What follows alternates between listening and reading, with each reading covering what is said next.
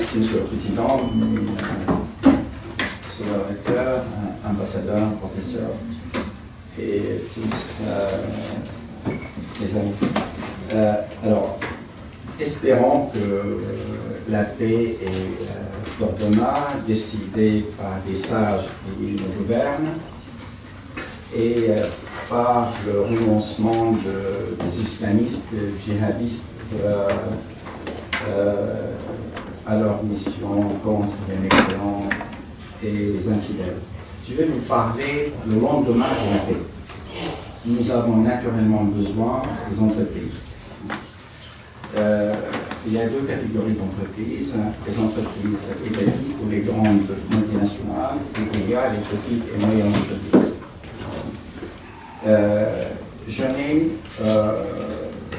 Je les connais, je les fréquentais, j'avais dans mon conseil d'administration des 15 les plus importantes entreprises d'Europe dans le domaine de l'énergie, donc je ne vais pas parler d'elles. J'ai infiniment de respect pour elles, mais ils ont un fonctionnement relativement rigide qui convient peut-être pas dans les médias, dans une première phase, à servir la mission de paix aujourd'hui dans le sud de la Méditerranée. Le marché, comme vous le savez, c'est un marché considérable. On parle de 300, presque 400 millions de clients,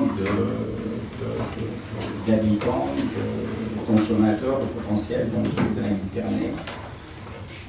Dans le nord de la Méditerranée, et selon l'approche culturelle, philosophique du Monsieur le Président, qui est travailler avec son voisin, coopérer avec son voisin est une priorité, et c'est quelque chose qui existe parfaitement dans la culture des pays du sud-est de la Méditerranée, comme dans le nord de la Méditerranée, en particulier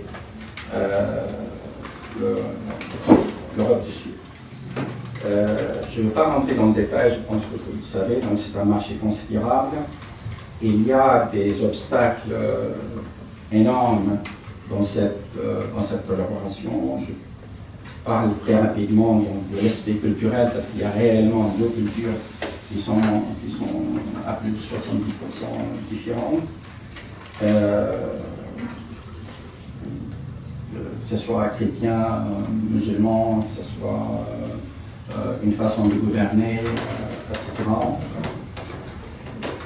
Donc, le printemps arabe, il est déjà là, et pratiquement il commence à passer dans certains pays du sud-est de la Méditerranée, et d'autres ils vont rentrer. Alors, je crois qu'il est indispensable, si vous voulez, pour créer un peu de stabilité dans les pays du sud-est de la Méditerranée, c'est de travailler dans le domaine de l'énergie électrique, car ils sont pratiquement la plupart sont complètement sous-développés. Et également travailler dans le domaine de la sécurité alimentaire, qui passe d'ailleurs par l'éducation. Je pense qu'ici, peut-être les Israéliens, ils ont quelque chose à proposer, mais en étant humble pour les Syriens du Nord, tout ce que vous avez dit, tout ce que vous avez a priori, les Syriens du Sud qui fonctionnent comme tout ça, alors que dans le Nord, il y a quand même un peu plus de ressources hydrauliques et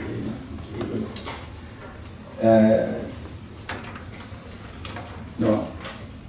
Monsieur le Président, moi je pense que l'Académie de géopolitique que vous avez créée et que vous gérez et peut réellement servir, parce que tout d'abord c'est votre vocation, et également vous êtes dans un pays qui s'appelle la France. Ce n'est vraiment pas parce que je suis français et j'aime la France, mais je connais très bien la société française et le pouvoir public. J'ai visité plus de 36 000 foyers français pendant les différentes campagnes électorales, etc. Et dans ma vie privée. Je pense pratiquement que c'est le seul pays qui est structuré, qui est organisé, qui a une culture qui peut parfaitement convenir à communiquer et à travailler avec les pays du sud-est de la Méditerranée.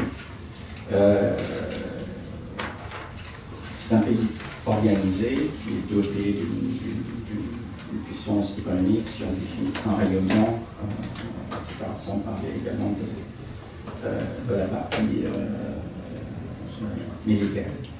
Vous pouvez déclencher, vous pouvez initier deux choses, hein. C'est travailler, si vous voulez, sur le chantier de la scierie naturelle, où aujourd'hui, je crois qu'il est peut-être temps que les Israéliens communiquent avec les Syriens, avec les Irakiens, avec les Palestiniens, avec les Libanais, car pour moi, c'est absolument leur survie. Je dirais ce que notre collègue Karen vient de démontrer, qu'il n'y a pas de vie possible sans une coordination et une communication sur la base des projets concrets de survie, qui est l'eau, la sécurité alimentaire, entre ces pays.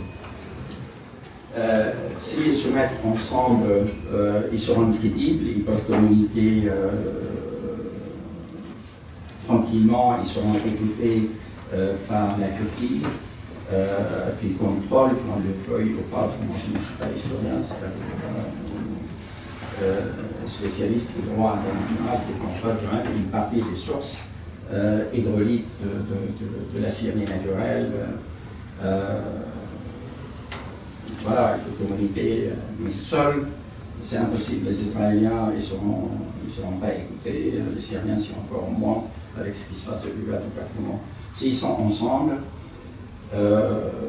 ils n'ont que des avantages pour servir. Je peux arrêter comme vous voulez. Donc, deuxième chantier que je vous propose de faire, en fait, c'est le chantier libyen. La Libye, c'est réellement la porte d'entrée de l'Afrique. Elle est carrément au centre est de l'Europe également. La Libye est destinée à alimenter une grande partie de l'Europe centrale et orientale de l'électricité renouvelable ou pas.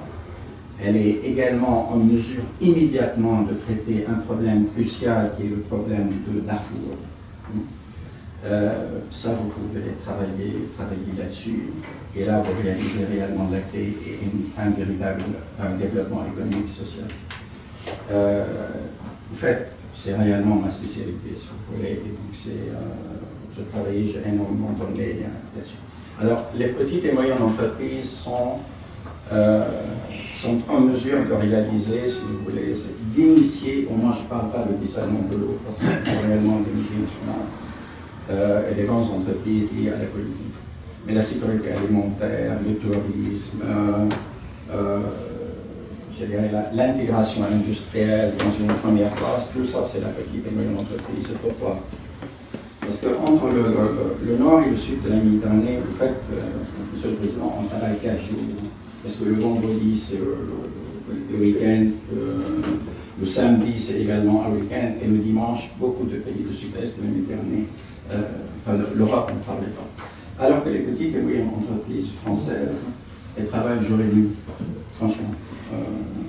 Il n'y a absolument aucun problème. Demain, à 17h, on a un rendez-vous, une conférence Gaulle avec l'Iran, etc., dans le domaine de transport fluvial. Vous regardez également, si vous voulez servir l'Arabie Saoudite, parce que pour moi, il rêve, parce que l'Arabie Saoudite, elle peut réellement servir toute l'Afrique de l'Ouest, si vous voulez. C'est dans leur propre intérêt, car la vision 2030 n'est pas réalisable que en partenariat avec le Yémen et avec l'Afrique, en fait, de l'autre côté de la mer Rouge. Ils ont réellement des dizaines de milliards de chiffres d'affaires à réaliser, tout ça dans un intérêt remarquable. Alors si vous voulez, si c'est quelque chose qui vous intéresse, et vous êtes très très bien placé, parce que la France sera derrière vous, objectivement. Écoutez, moi je suis à votre disposition et je peux être peut-être un coach.